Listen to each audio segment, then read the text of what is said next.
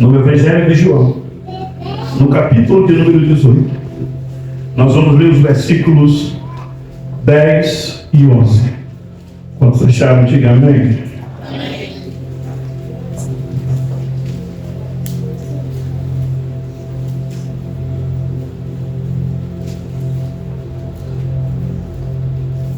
Vamos aproveitar que é culto de ceia, vamos fazer a leitura a partir do versículo 1 ao versículo 11. João capítulo 18, a partir do versículo 1. Tendo Jesus dito isso, saiu com seus discípulos para além do ribeiro de Cedron, onde havia um horto, no qual ele entrou com os seus discípulos. E Judas, que o traía, também conhecia aquele lugar, porque Jesus muitas vezes se ajuntava ali com os seus discípulos. Tendo, pois, Judas recebido a corte e oficiais dos principais sacerdotes e fariseus, veio para ali com lanternas e archotes e armas. Sabendo, pois, Jesus todas essas coisas que sobre ele havia de vir, adiantou-se e disse-lhes: a quem buscais? Responderam-lhe: a Jesus o Nazareno. Disse-lhe Jesus: sou eu. E Judas, que o traía, estava também com eles. Quando, pois, lhes disse: sou eu, recuaram e caíram por terra. Tornou-lhes a perguntar: a quem buscais? E eles disseram: a Jesus o Nazareno. Jesus respondeu: já vos disse que sou eu. Se, pois, me buscais a mim, deixai ir estes, para se cumprir a palavra que tinha dito: do que me deste, nenhum deles perdi. Então Simão Pedro, quem? Simão Pedro Tinha uma espada, desembainhou-a e feriu o servo do sumo sacerdote. Ele era servo de quem? Sumo sacerdote. E cortando-lhe a orelha direita. Qual orelha? Direita. E o nome do servo era Malco. Mas Jesus disse a Pedro: mete a tua espada na bainha, não beberei eu o cálice que o Pai me deu. E você diz amém. Pode se assentar. O texto que nós lemos está nos contando o episódio que Jesus está no jardim Getsemane, no lugar de prensa. E conta-nos que Jesus, ele termina de fazer a sua oração, a famosa oração: Pai, se possível, passa de mim esse cálice, mas que todavia não seja feita como eu quero, mas como o Senhor quer. Na medida que ele termina essa oração, ele se levanta, porque ele já percebe que há um movimento, há pessoas entrando naquele ambiente, e ele já sabe que tipo de pessoas eram aquelas que estavam entrando naquele ambiente. Vai acontecer o encontro de Jesus, seus discípulos, Judas e a corte dos oficiais que ele entregaria Jesus. Essa história também ela é contada pelos evangelhos sinópticos, Mateus, Marcos e Lucas. E cada um deles tem uma percepção, há um detalhe diferente a contar. Mateus, por exemplo, quando vai expressar isso no capítulo 26, ele não dá, por exemplo, o nome à pessoa que desembainhou a sua espada e cortou a orelha do servo do sumo sacerdote. Nós vemos sabemos que Malco, nos filmes ou nas representações de novela, ele é sempre um soldado. Só que nenhum dos evangelhos apontam para nós que Malco era um soldado. Malco, ele é um serviçal, ele é um servo de um sumo sacerdote.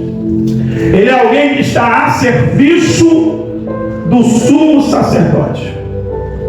Marcos também, quando vai fazer essa narrativa, no capítulo 14, a partir do versículo 47, também não dá nome a esse discípulo.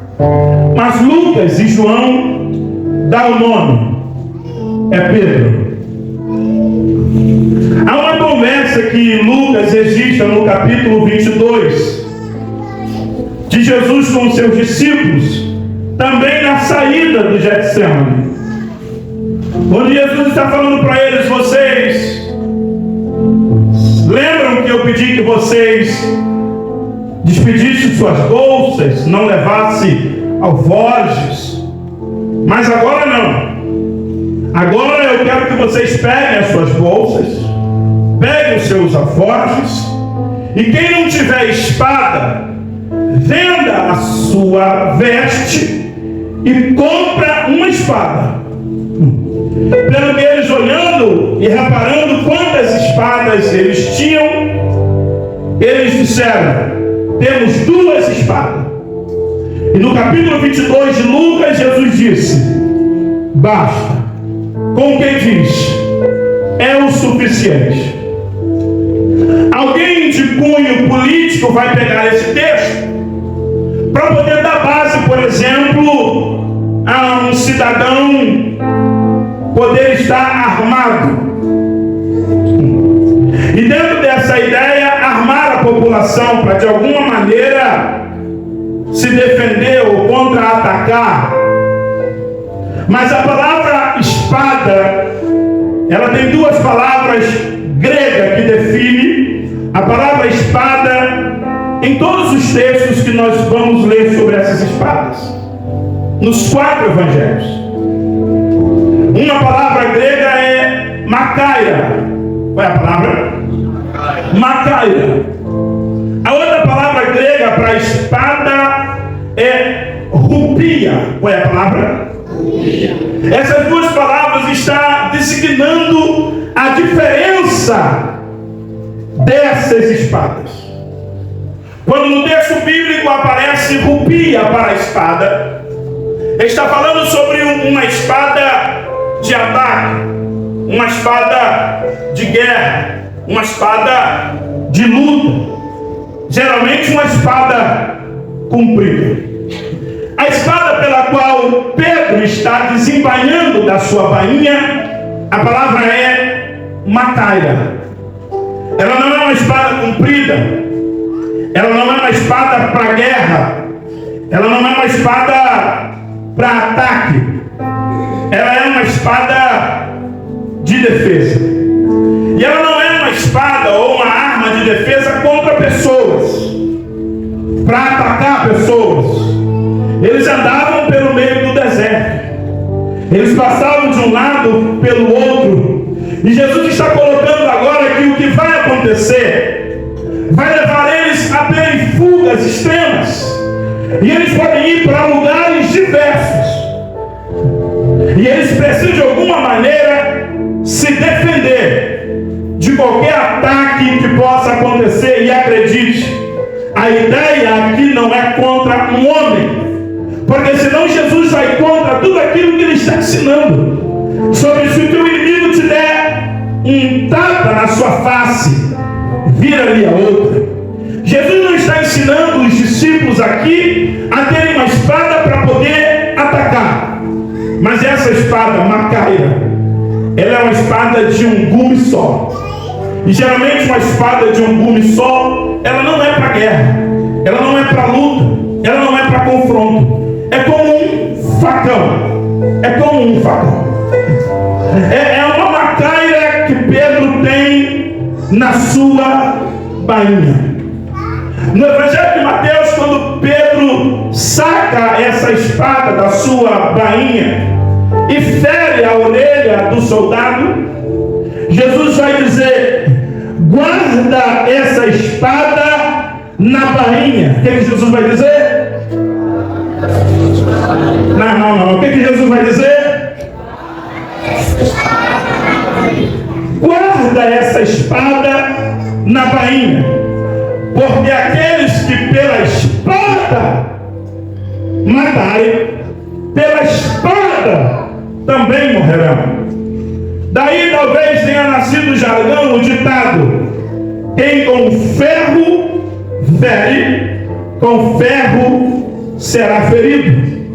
Jesus está falando para Pedro: guarda a tua espada, porque aqueles que fizerem uso da espada para matarem, eles também morrerão à espada. O evangelista João, ele vai ser mais enfático. Primeiro ele vai dizer que o lugar que Jesus vai orar é um lugar conhecido por Judas. O lugar que Jesus vai orar é um lugar frequentado por Judas. O lugar que Jesus vai orar é um lugar que Judas tem acesso naturalmente. É um lugar que Jesus vai orar é um lugar que Judas já está habituado. Só o Evangelho de João vai dar para nós esse detalhe. Outra observação é que o evangelista João, ele vai dar qual orelha do servo do sumo sacerdote vai ser ferida. Mateus e Marcos falam sobre orelha, mas Lucas e João apontam que a orelha é direita. E de verdade, se a orelha foi ferida, o que importa o texto mostrar para nós qual orelha foi ferida, porque o texto está querendo nos ensinar alguma coisa, mostrar para a gente alguma revelação, e Deus tem uma palavra para o teu coração. Eu já poderia abrir um parênteses aqui para poder dizer que não vou necessariamente pregar sobre Pedro, nem vou falar sobre Jesus, e nem vou falar sobre os Judas. Eu vim falar sobre orelha. Eu vim falar sobre essa cartilagem usada para proteção auricular, para que você possa ouvir bem, para que você possa ter uma boa audição. E se eu pudesse já de forma profética entender qual é a tentativa de alguém ferir a tua orelha, é o que está acontecendo nesses últimos dias. Há uma tentativa do diabo de interromper a tua capacidade auditiva. O diabo quer atrapalhar aquilo que você ouve. O diabo quer confundir aquilo que você ouve. O diabo está querendo se levantar contra aquilo que o céu está determinando para você ouvir. Jesus então vai operar o último milagre antes da cruz. Se o primeiro milagre também é registrado por João no capítulo 2, nas bodas de Caná da Galileia, o último milagre também vai ser registrado por ele. E o último milagre é que Jesus pega a orelha daquele soldado e coloca no lugar de novo. Quando Jesus coloca a orelha do soldado no lugar de novo, tendo uma tentativa de alguém fazer com que aquele soldado não ouvisse mais, está Jesus restaurando a capacidade auditiva do soldado. Eu trago uma palavra profética para a tua vida e para a minha vida aqui nessa noite. Jesus está aqui restaurando a capacidade auditiva. Alguém feriu os teus ouvidos, alguém feriu você com coisas que te falaram, te confundiu, te machucou, mas Jesus de Nazaré está tocando nos teus ouvidos nessa noite, está restaurando a tua capacidade auditiva. Eles estão confusos porque teve essa conversa de Jesus pegar a espada, de Jesus mandar eles pegar a espada. Quando o evangelista Lucas está falando sobre esse texto, eles até ficam em dúvida. Na hora que Judas se aproxima, há uma pergunta: o que a gente faz? Fere eles de espada? Porque tem hora que Jesus está falando umas coisas com a gente que a gente entende tudo na contramão. Estou vivendo com ele há 3 anos e meio, presbítero Jonas. Será que agora ele está me autorizando a ferir pessoas? Se toda a mensagem dele nunca foi que eu ferisse alguém. Eles entenderam tudo errado. E num ato de desespero, alguém vai pegar aquela espada, aquela macaia, aquele facão, e vai cortar a orelha do soldado ou do servo Malco, que era uma espécie de guarda do sacerdote. Por isso, muitas das vezes, ele é apresentado como soldado, embora não seja, como eu já disse aqui. Mas por ser servo do sacerdote, o Malco tem um tipo de chamada. Por ser aprendiz do sacerdote, o Malco tem um trajeto de vida, uma programação em Deus para viver. Por que o senhor sabe disso, pastor? Pela capacidade de Jesus, naquele momento, ter restaurado a orelha do soldado no seu devido lugar.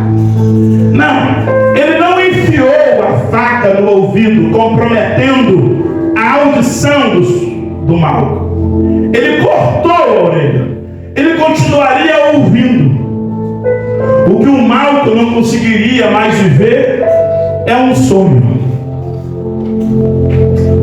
Porque eu fico pensando que de tanto andar com o sacerdote, que de tanto conviver com o sacerdote, que de tanto servir um sacerdote, o Malco é um candidato em potencial a se tornar um sacerdote. Não, pastor, ele não pode se tornar um sacerdote porque ele tem que ser da linhagem de Levi. Você acredita que um sumo sacerdote estaria trabalhando com alguém que não fosse da linhagem de Levi?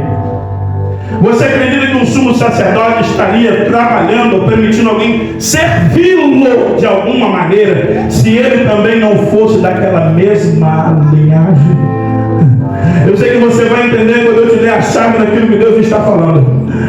Mas o Malco, ele é um sacerdote em potencial. O Malco é alguém que pode se tornar um sumo sacerdote em potencial. Ele está a serviço do sacerdote. O que ele não sabe é que ele vai ter a serviço do sacerdote e contra outro sumo sacerdote. Mas ainda bem que o sumo sacerdote naquele dia não queria que outro sangue fosse derramado a não ser o seu. Jesus naquele dia não estava a fim de ver outro sangue derramado a não ser o dele. É como se Jesus estivesse falando para o Pedro e para o discípulo: não vai ter derramamento de sangue estranho e nem alheio. Chegou o meu dia de derramar sangue. Eu vou derramar sangue para que a humanidade não sangre mais. Glória a Deus. Ainda bem que a André que era uma macaia, porque uma macaia é curta. Se fosse uma rupia, ele poderia ter cortado a cabeça, ele poderia ter cortado o ombro dele, mas era uma macaia.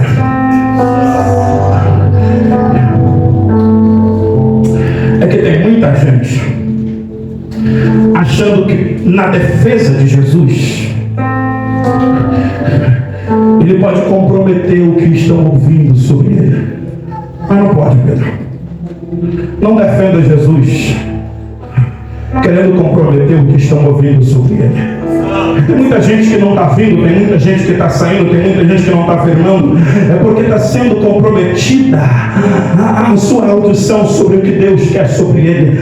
E a bem da verdade é que muitas das vezes os Pedros estão dentro da igreja usando uma espécie de espada para poder ferir pessoas, usando uma espécie de espada para poder ferir corações, usando uma espécie de espada para poder julgar as pessoas. E se esse Pedro andou com Jesus 3 anos e meio de verdade, ele precisa aprender que Jesus não quer ferir, Jesus quer curar, Jesus não quer bater, Jesus quer defender, Jesus não quer perder, Jesus quer ganhar, Jesus não quer odiar, Jesus quer amar, Jesus não quer espalhar, ele quer ajudar, Jesus não quer que saia, ele quer que entra, Jesus não quer que vai, ele quer que fica. Está parecendo quiser, Deus tem outro para colocar no seu lugar. Eu vim com uma mensagem diferente para poder dizer que não. Se cortaram a sua orelha e você perdeu a capacidade de ouvir o que o Espírito de Deus está falando com você, o meu Deus vai tocar na tua capacidade. Novamente. E você vai passar a ouvir aquilo que o céu está dizendo. Você vai realizar o sonho que o céu mandou você sonhar. Você vai viver chamado que Deus mandou você viver. A cura para a tua audição. Pastor, tenho ouvido tanta coisa que tem me escandalizado. Seja curado daquilo que você tem ouvido. Seja curado daquilo que está te ferindo. O Jesus que colocou a orelha do mato no lugar, Ele está tocando os seus ouvidos nessa noite para você voltar a ouvir voz de Deus. Um movimento rápido. E olha que é uma cara amolada. Ele desce. Foi a cura mais rápida que eu vi Jesus operar. Em todas elas ele dá uma parada, aquela coisa de fé, ele quer ensinar, não. Ao mesmo tempo que ele está mandando Pedro colocar a bainha na espada, ele está colocando a orelha do soldado no lugar. Vamos lá pro horto. Imagina um pedaço da cartilagem da orelha cortada. E acredite, são lugares que qualquer tipo de cortinho a sangue é muito sangue. Aí Jesus pega a sua mão curadora, restauradora, de amor, coloca a orelha do soldado no lugar. Ele ainda coloca coisas no lugar. Se perdeu, se cortou, mas ele ainda coloca no lugar. Acho que agora não tem mais jeito, acho que agora já passou o tempo. Não. Ele te trouxe aqui para você ouvir. Eu vou colocar no lugar. Ainda que tenham cortado, ainda que tenham saído, você vai voltar a ter condição de realizar sonhos. Só estranho essa ideia do Malco ser um sacerdote. Não é estranho pelo detalhe, porque ele está apontando que a orelha é direita. Porque quando Deus está instituindo para Moisés a escolha do sacerdócio,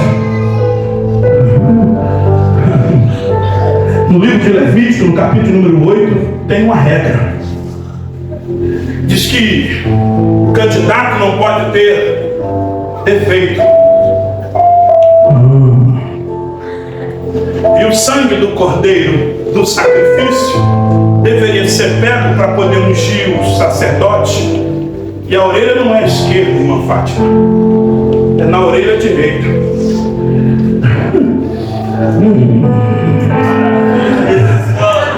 Moisés, fala para o Arão que quando ele for levantar esse chamado, que quando ele for levantar essa pessoa para poder viver esse ministério, que ele unja a sua orelha direita. Imagina um soldado todos os dias da sua vida, ou um servo do sumo sacerdote todos os dias da sua vida olhando.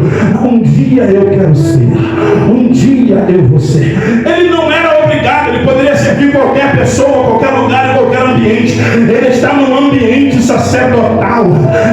E todo ambiente que você se submete, você se torna como ele. Eu vou falar de novo, eu vou explicar isso daqui.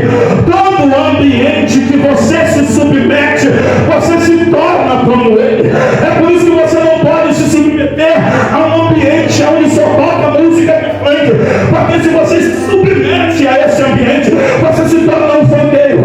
Se você se submeter a esse ambiente onde toca forró, pagode, que bebe cerveja, você pode chegar sem beber, sem dançar, mas se você se submeter a esse ambiente, você se torna como ele. É por isso que o salmista vai dizer que bem-aventurado é o varão que não se assenta na roda dos escarnecedores, ele não segue o caminho do ímpio, antes ele tem o seu prazer na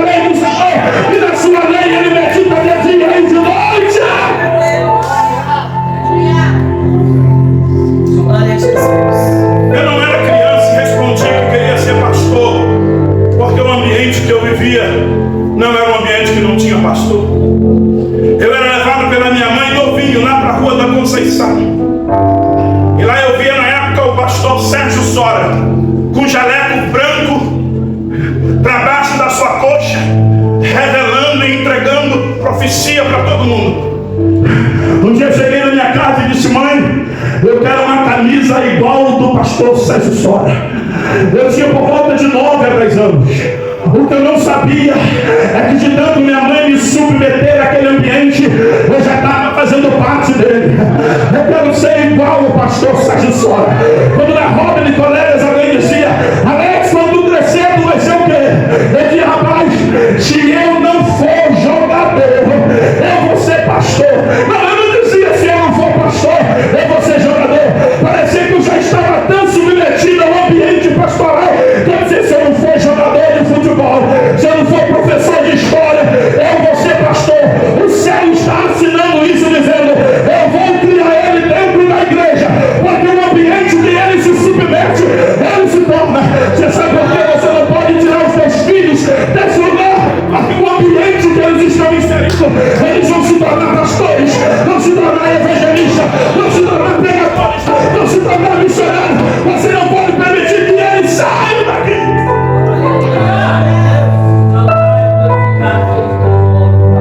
Às vezes você está crente, é assim que começa. Você deixa de se submeter a esse lugar. E se o lugar pelo qual você se submete te torna parecido com ele, o lugar que você deixa de se submeter, você também deixa de ser parecido com ele.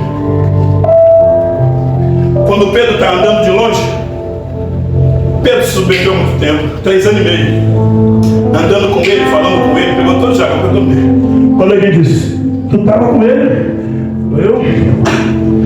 Eu não. Não, tu estava. Porque tu fala com ele.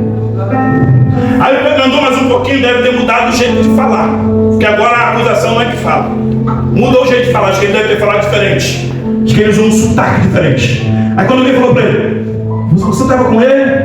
Ele disse: não estava. Tu anda com ele, você pisa com ele, você ora com ele, você ficou muito tempo nesse ambiente. Você pode ser se afastado, você pode estar afastado, mas você escuta isso lá no mundo. Você é crente, você já foi crente, você é filho de crente, é porque você se submeteu a esse ambiente, e esse ambiente deixou uma marca em você. Você pode ir para onde for, você pode fazer o que quiser, mas eu sempre te lembrar: tu é crente, tua mãe é crente, teu pai é crente, você já foi à igreja, é que Deus te deixou parecido com esse ambiente. Glória a Deus. É assim que começa. Você deixa de se submeter a esse lugar e vai deixando de se tornar parecido com ele. E detalhe, a diferença está em você, mas você vira o jogo e acusa a gente. E é esse tipo de palavras que o inimigo joga na sua mente. A igreja está diferente,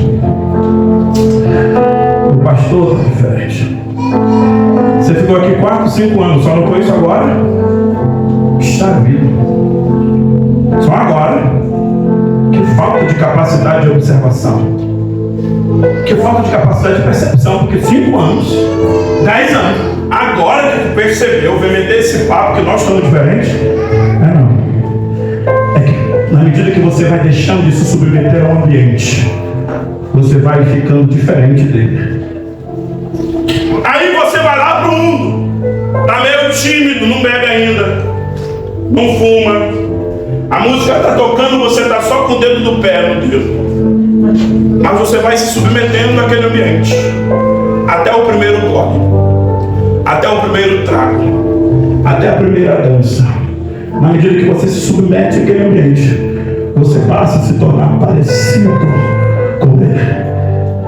Deus criou um ambiente, e quando ele criou o homem desse ambiente, o homem já foi criado parecido com Deus. Porque o ambiente, o homem foi criado, é um ambiente que se parece com Deus. Deus tirou o homem do ambiente que ele criou. O Pedro está andando muito tempo com Jesus, mas eu acho que aqui ele deixa o seu emocional desestabilizar e fere a orelha do soldado. E quando ele fere a orelha daquele soldado, eu quero olhar o Evangelho pela perspectiva do Malco, do servo do sumo sacerdote. Se é verdade que ele tem um sonho de ser sacerdote, de orelha cortada, isso não é possível. Se ele dedicou toda a sua vida a servir ao sumo sacerdote, detalhe, não foi um romano que o feriu. Quem o feriu foi Pedro, alguém que andava com Jesus. Gente, o mundo não tem capacidade de ferir a gente. Tem? O mundo não. Quem tem a capacidade de nos ferir somos nós mesmos. É que às vezes estamos na condição de um Pedro que corta mesmo a orelha. Se tivesse alguém querendo cortar a orelha dele quando ele negou Jesus 3 vezes, hein? É que tem hora que parece que a nossa posição nos torna melhor do que alguém. Na hora que a unção está aqui, nós estamos entregando a profecia, o poder. A gente manda consertar, a gente manda tomar posição. Não tem que estender de misericórdia, de graça, não quer entender o outro. A expressão usada é: tem que tomar vergonha na cara. É sem vergonha, é safado, porque conhece a palavra e não toma uma posição. Ei, Pedro, guarda a tua espada na bainha, porque quem pela espada fere, pela espada serás ferido. Foi ele que ensinou no sermão da montanha, dizendo: não julgueis, para não ser julgado, porque com a mesma medida que você julgar, você também será. A igreja de Pedro, de espada na mão, ela só quer André, Tiago, João, Bartolomeu, ela só quer Mateus, ela não quer Malco. Mas do outro lado tem um Malco que Jesus está disposto a curar. Sabe o que nos confronta, Ezequiel? É quando a gente quer ferir quem Jesus quer curar. E quando a gente quer ferir no nome dele, lembra do João? Tem um pessoal aí está falando no teu nome. Olha que fé que esse cara tem. Olha a fé do João, o discípulo do amor. Quer que a gente ore, desça fogo do céu, queime eles? É que o João, ele está inspirado no Elias. O Elias orou para poder os profetas de Baal serem queimados, 50 e 50. Quando eles tentavam subir um monte, pum, fogo. Tentava mais 50, pum, fogo. O João pensou: vou fazer igual Elias. Jesus olhou para ele e perguntou: de que espírito sois vós?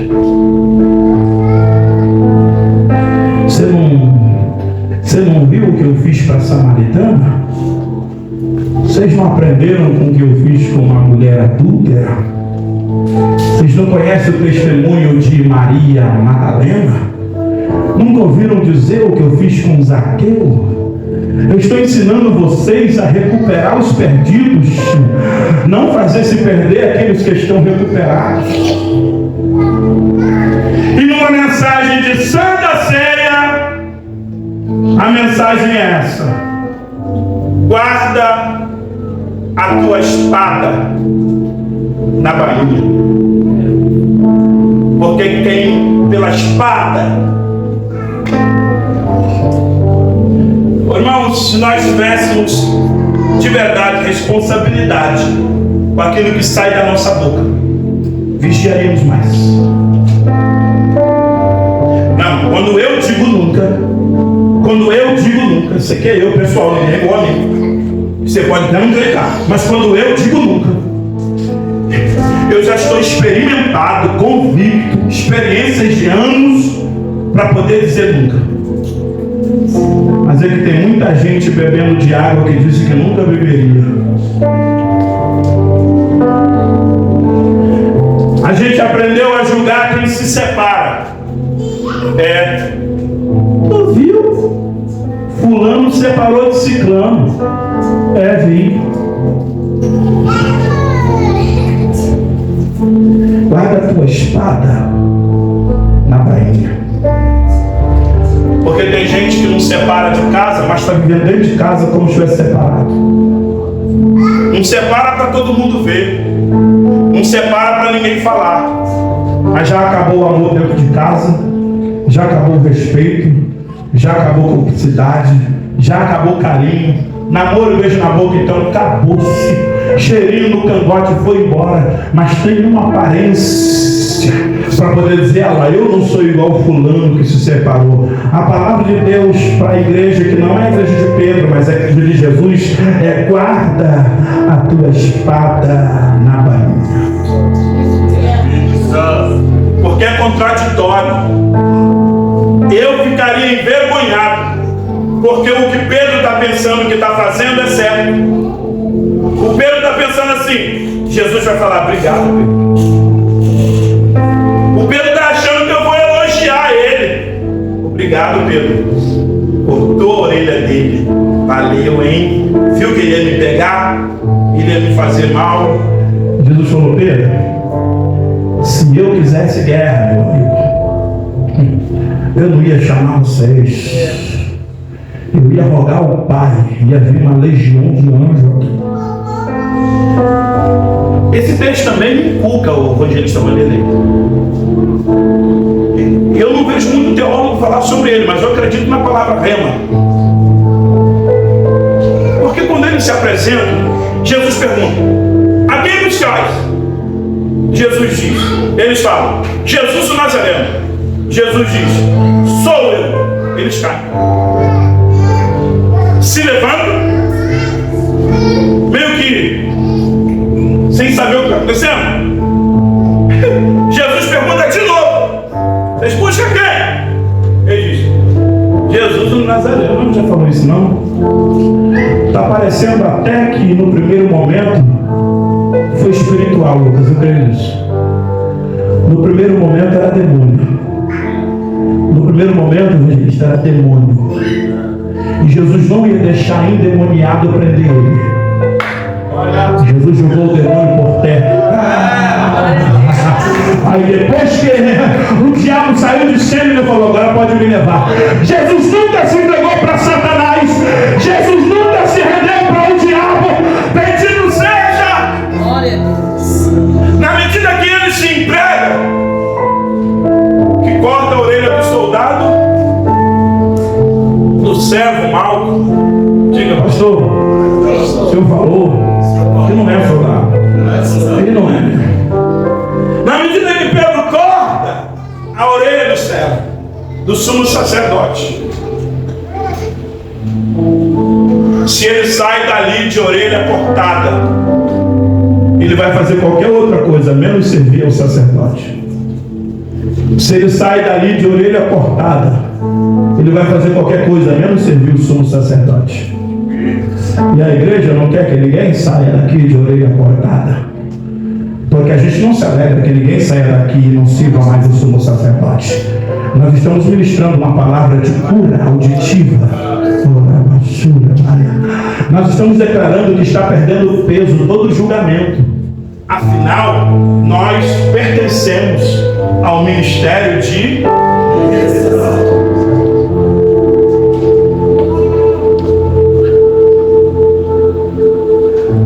a posição de pastor, ela é bem complicada. O pastor é aquele que ajuda a recuperar todo mundo. Mas se ele cair, ninguém quer recuperar o pastor.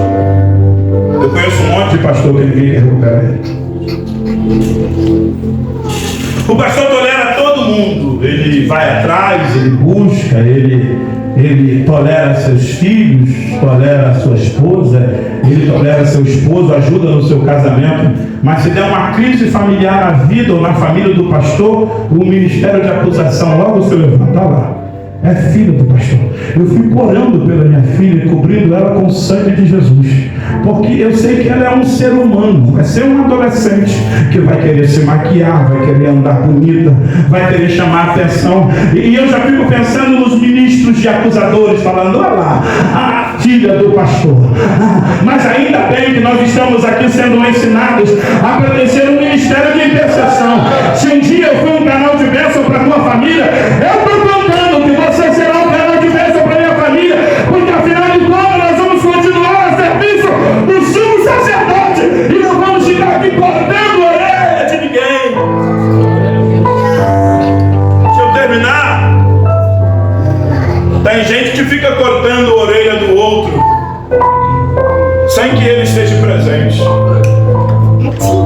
Não sou supersticioso não, mas não tem esse negócio que a orelha queima.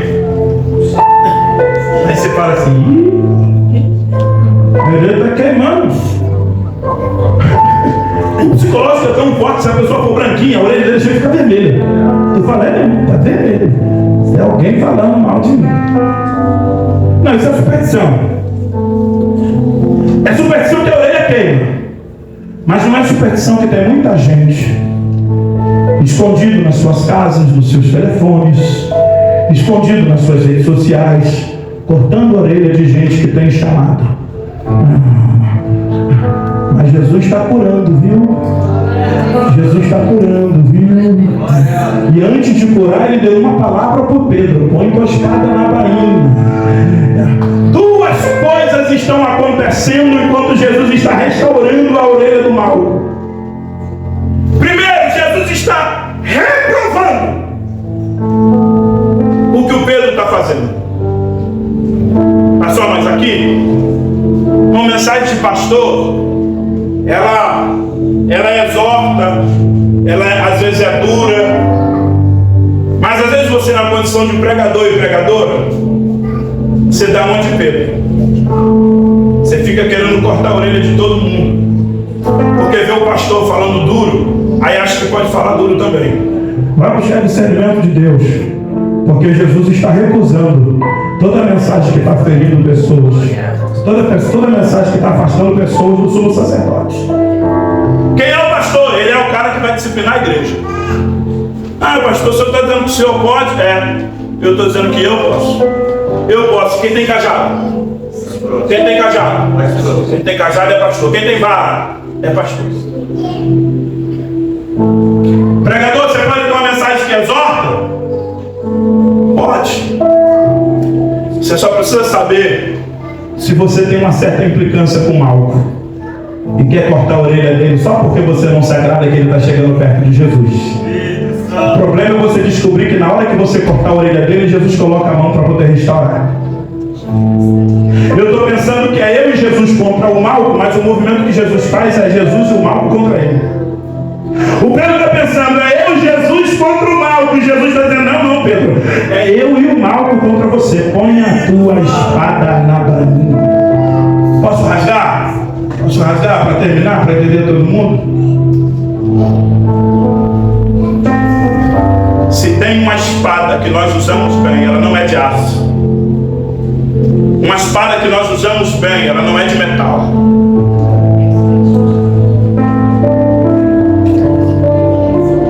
Eu poderia trocar a frase "guarda a tua espada na bainha" para todo mundo entender com "guarda a sua língua na boca". Chega de ferir gente. Chega de ferir gente. Porque senão a gente fica aqui tomando Santa Ceia, parece que a mesa está fechada. A mesa não está fechada, ela está aberta. Tem mais filhos para sentar na mesa. Eu não vou ficar aqui igual aquele irmão do filho pródigo, chateadinho, porque Jesus deu anel no dedo para quem está chegando agora. Vem! Tem anel no dedo, tem roupa nova. Eu já estou habituado com tudo que tem. Eu estou feliz que venha. Só que o movimento que a gente faz é meio esquecido. É de espada. Mas hoje o Espírito está te dando, a mim e a você, uma ordem. Qual é a ordem? Guarda a tua espada. Jesus está falando que não tem que ter espada? Não, tem que ter espada. Só que espada é para ficar aqui, ó, Cristina. Não se aproxima de mim. Você está sempre com a espada na mão, filho.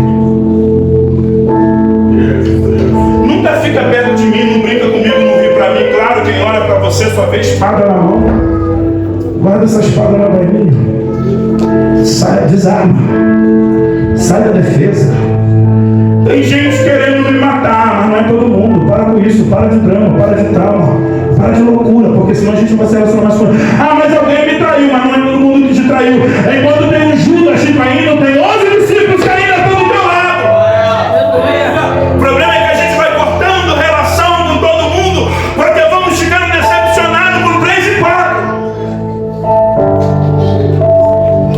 Nós vamos afastando da gente pessoas que poderiam nos ajudar a ser curados na nossa audição, porque ficamos com medo. Mas Jesus não vai permitir o mal ficar com medo. Você vai ser curado, mal. Você vai ser curado da tua audição. Sabe qual é o problema também? É que de orelha cortada ouvimos muito mais do que não presta do que presta. Dizer assim, eu te amo, tá? Eu te amo, tô contigo pra tudo. Não tem tanto efeito quanto alguém dizer, eu não quero estar contigo. O que deveria ter peso? Quem quer saber comigo? Eu te amo. Não, mas o que tem peso é alguém que diz que não me ama. O que tem peso é alguém que diz que não estaria comigo. Aí você fica meio traumatizado, todo amado. Fica igual Josué, lembra de Josué? O anjo veio no arraial. O anjo veio visitar o príncipe. Veio visitar o arraial. Pareceu, Josué tomou tudo e falou. Ele falou, calma, sou o príncipe do exército do Senhor. Guarda com a espada antes que eu te como vivo. Assustado. Abra teu coração, porque tem sempre alguém com uma palavra para afagá-lo. Abra a tua mente, porque tem sempre alguém que tem uma palavra que vai te abençoar. Fica preso não, fica introvertido, está sempre de espada na mão. Mas a mensagem de hoje é: guarda a tua espada. Guarda lá a bainha para as pessoas se aproximarem de você. Porque senão como é que faz? Você tem hábito de encontrar pessoas no meio da rua armada e conversar com ele? Eu normalmente falo, ponto de ônibus, a pessoa está com uma faca, eu troco uma ideia com ela, tudo bem?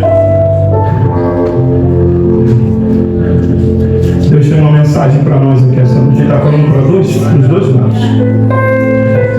Ele está falando para quem tem espada macaira. E detalhe: quem fere com macaira tem que estar próximo. Porque macaira é uma arma de proximidade. E geralmente pessoas próximas tendem a nos ferir.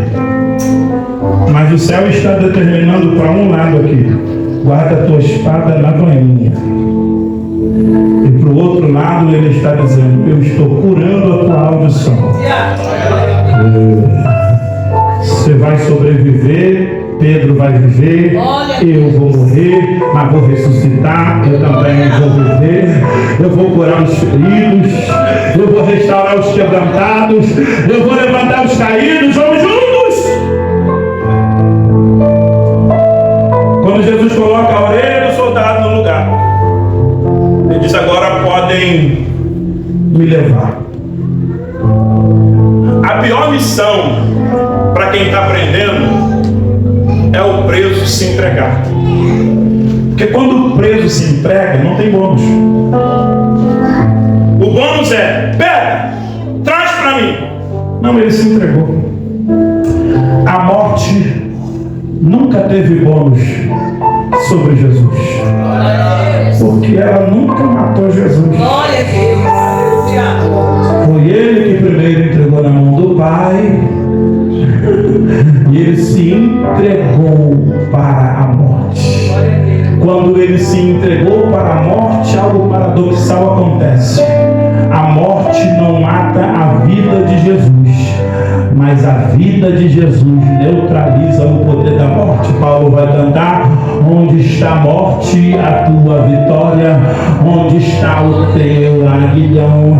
Tragada foi a morte pela vitória.